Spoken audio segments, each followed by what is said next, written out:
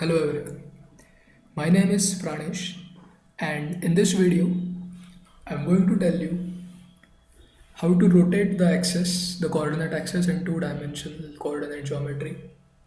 What happens to the expressions for the x and y coordinates in the new rotated coordinate system.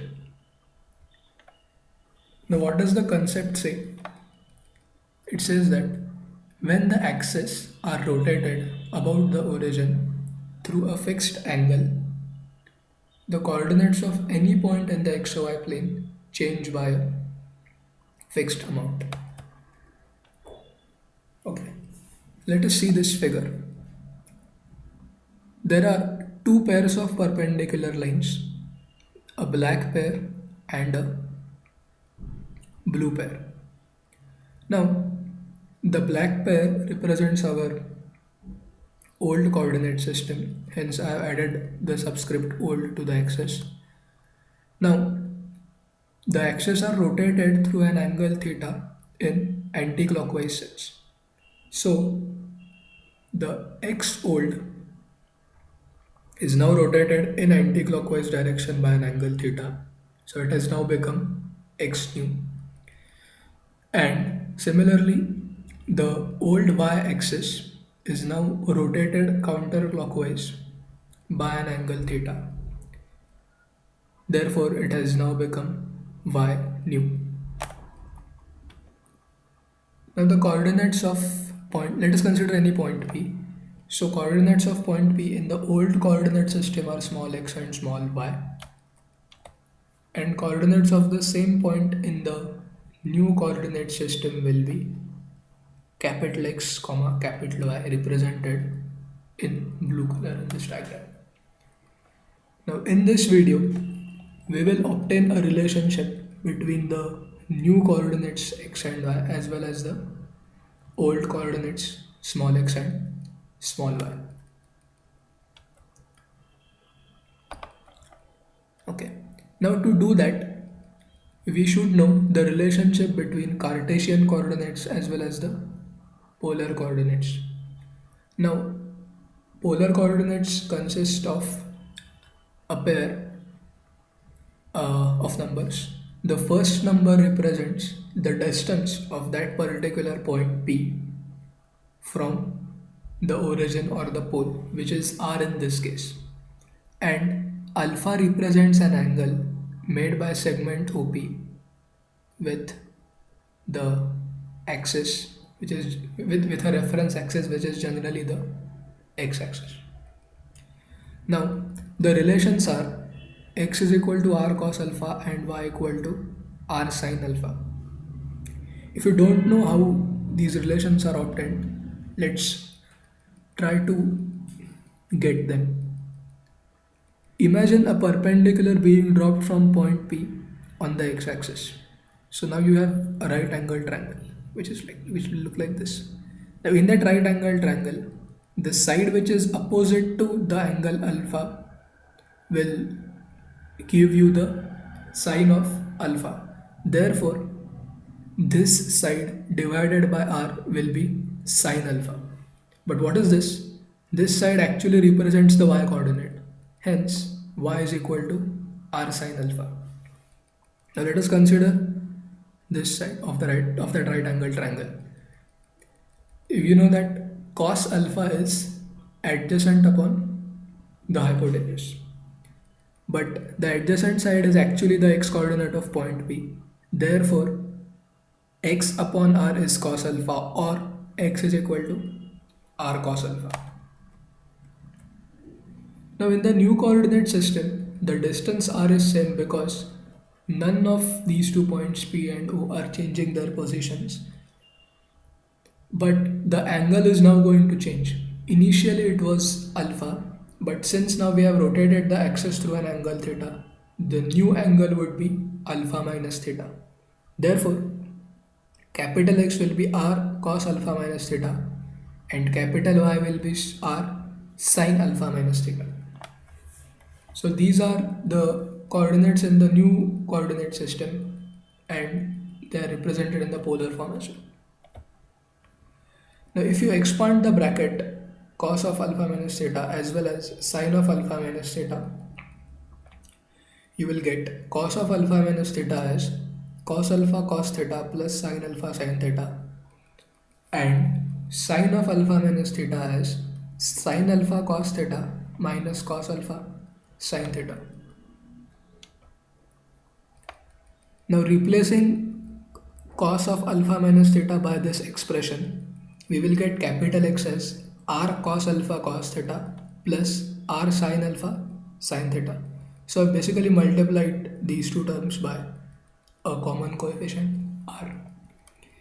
Now r cos alpha is our old x coordinate, so let us replace r cos alpha with small x. Cos theta will be as it is, and r sin alpha is our the old y coordinate.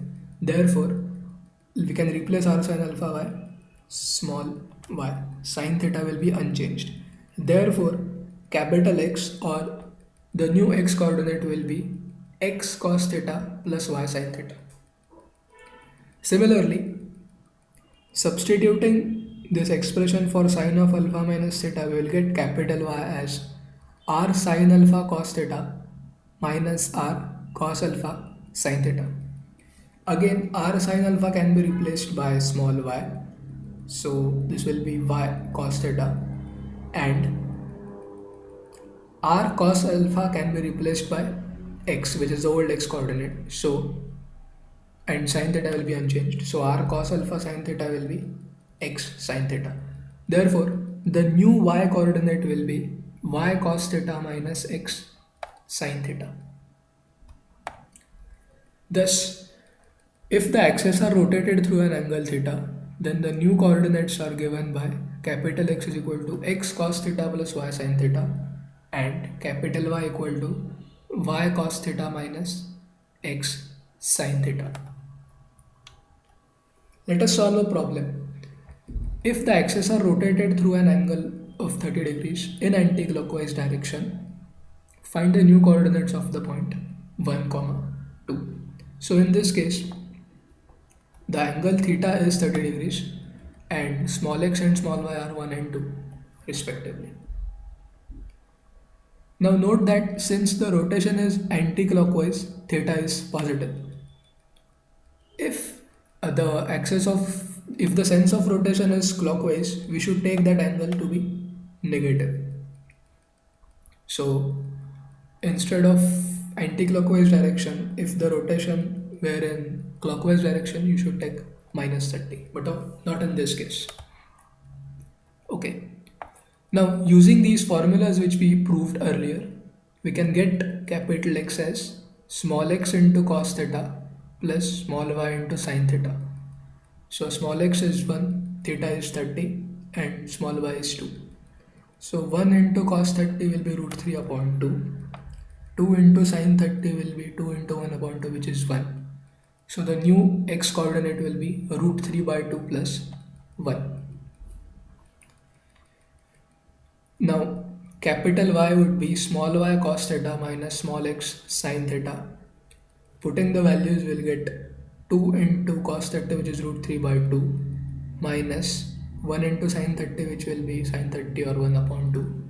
Hence, the new y coordinate will be root 3 minus 1 upon 2.